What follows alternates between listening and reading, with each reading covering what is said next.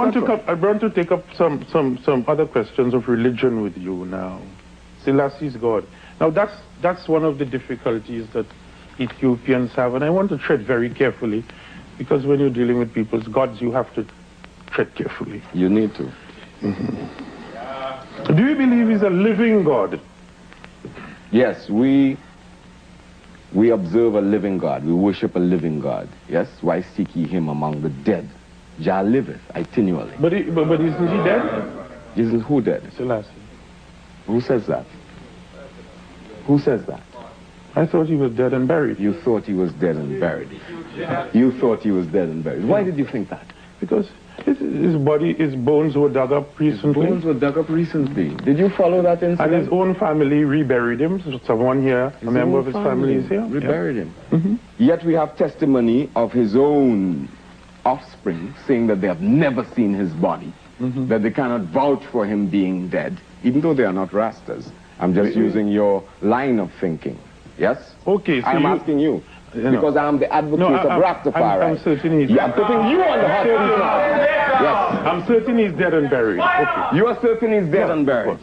I always expected God to have a certain imagery of good and decency and anti-despotic behavior and so on. Don't you agree? He does. That's in the very nature of anybody being God. Did he or did he not stash funds away? He did not. He did not. The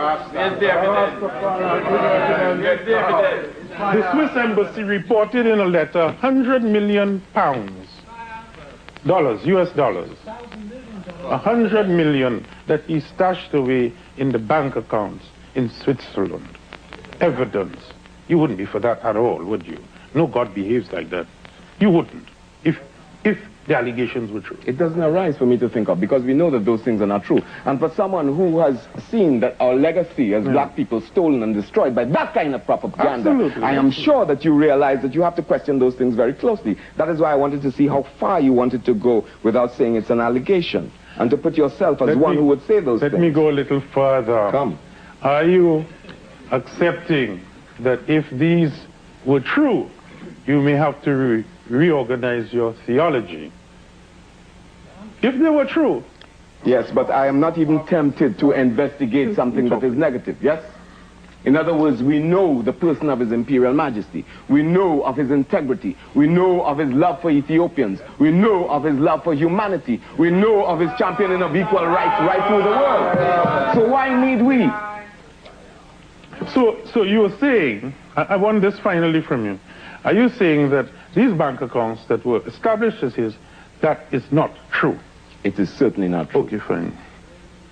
I'm going to talk about his luxurious lifestyle. Maybe you may say that your gods need to live in luxury. You may say so. 27 automobiles. Is your God do that? Your queen God. 27 automobiles. That's what I'm coming to. She don't claim to be God, though. Nobody claims her to be God. How many do you think he should have? Well, Jesus didn't have any. Yes, but he is the Father, the greater God, who Jesus spoke of. Muhammad had none. Didn't he? No. They weren't around at that time. They walked.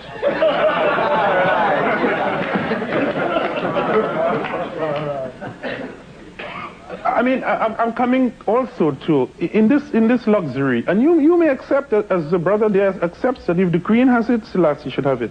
But I am concerned about him being God. You see, that's my concern, and I have to put this to you. This massive famine in Ethiopia was obviously the responsibility of the government of the day. His government. What famine? He was in power when the famine took place. Which famine are you talking about? 1974. 1974, when the famous unknown famine brought people to think of Ethiopia in a certain way. Come on, Shango. I mean, we saw the Yiporite gas was used against the Ethiopians. Down. I am calm, you know. I know, we know each other. Well, what's that got to do with it? I am here. We could exchange on this I am here representing Rastafari. You and I knowing each other has nothing to do with this at this point. Okay, be ungrateful. Right. Be ungrateful. Ungrateful? Famine. Yes. Wasn't Selassie Let us remember what happened. Yes. Wasn't Selassie responsible? In 19 1935, as leader of the country, when Iparite gas was poured down from planes that covered northern Ethiopia and other provinces with a fine acid rain that came down, killing people, cattle, poisoning water, damaging the whole ecology of Ethiopia. And then you come and ask me if So 1973 famine You are was... blaming the famine on the bombing in 1935. These things are you're doing? known, and these things are Is facts. that what you're doing? These things are partly Be responsible careful, for it. you know, be careful. Yes? Be careful. And we have done investigation Are on you this. not wishing to accept any reality about the misgovernment of Ethiopia and its peoples by the emperor, the most respected, most renowned Haile Selassie? Your last words. The greatest statesman in this century who was able to bring his country from a state 3,000 years BC, while that Iparite gas was coming down from a 21st century nation, yes? And to bring it like an unwilling child towards the 20th century. No one can even assess that work. Why don't you accept Selassie's serious flaws and therefore revise your theology? Because you haven't shown me any serious flaws. What serious flaws? Thank you, Shango Bako. After the break, I'll be taking further evidence from some interested parties.